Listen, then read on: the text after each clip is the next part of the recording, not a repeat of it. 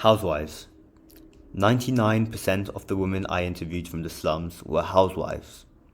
They spent their entire day cleaning, cooking food, washing clothes, and taking care of their children. It's true that many enjoy this lifestyle. Many want to simply devote themselves to their children. But was it really a choice for these women I was interviewing?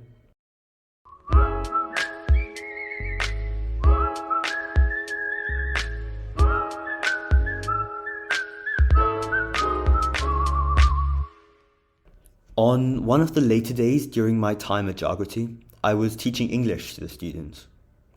It was currently their exam season, they were having their board exams, so we couldn't sit inside the classrooms, as all the exam papers and desks were organized there. And Seema ma'am, the principal, told me that if they went in, it might get disorganized, it might get confusing, so it was ideal to work somewhere else. So all classes were being carried out on the floor in the corridors. I was teaching about occupations and how to spell them, as I was teaching English. And I asked the students who were in grade 9 to raise their hand up if their fathers work. Everyone's hand went up. Then I asked the same regarding their mothers. Once again, nearly everyone's hand went up. In many Indian communities, it is considered taboo for women to work outside of the home.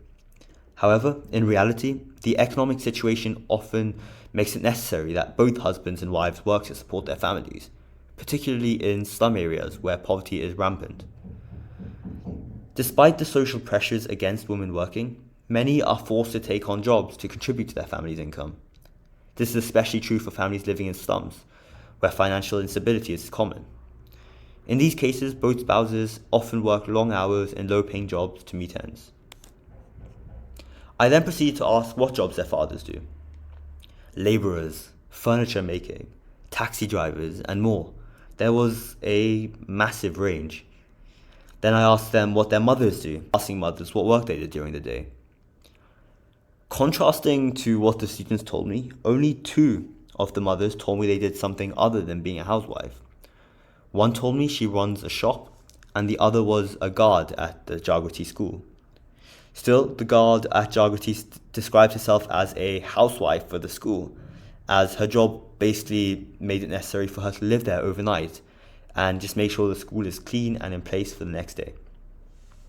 After hearing so many mothers tell me that they were housewives, I began to ask why they were housewives. Did they choose to be a housewife? Were they just unable to get another job? Or do they just purely enjoy being with their family? The most common answer I heard was that their family doesn't allow them. Their husbands and families are against them going out and earning a living for themselves. The traditional gender roles in many societies dictate that women should stay at home, take care of the household and raise children. However, as societies modernize and become more complex, women are expected to contribute to the household income and support their families financially. Unfortunately, the same patriarchal structure that dictates women's roles in the household often also prevents them from working outside of it. A study was conducted by the International Labour Organization, and they found that in India, men are more likely to prevent their wives from working outside the home, but still expect them to somehow contribute to the household income. The study found that women who were not allowed to work outside of the home were more likely to experience poverty and financial insecurity than women who were allowed to work. And it was found that the lack of economic independence and decision-making power contributed to women's social isolation and limited opportunities for personal growth and development. The oppression of housewives is a clear example of how gendered roles and expectations are enforced and perpetuated throughout patriarchal structures. By preventing women from working outside the home, men are able to maintain their positions of power and control within the household. This not only limits women's economic opportunities, but also reinforces the idea that women are inferior to men and should be subordinate to them. It is important to recognize that this is not simply a personal choice made by individual men and women, but rather a systematic issue that requires social and political change. As we move towards a more modern and complex society, it is crucial to challenge and break down patriarchal structures that oppress women.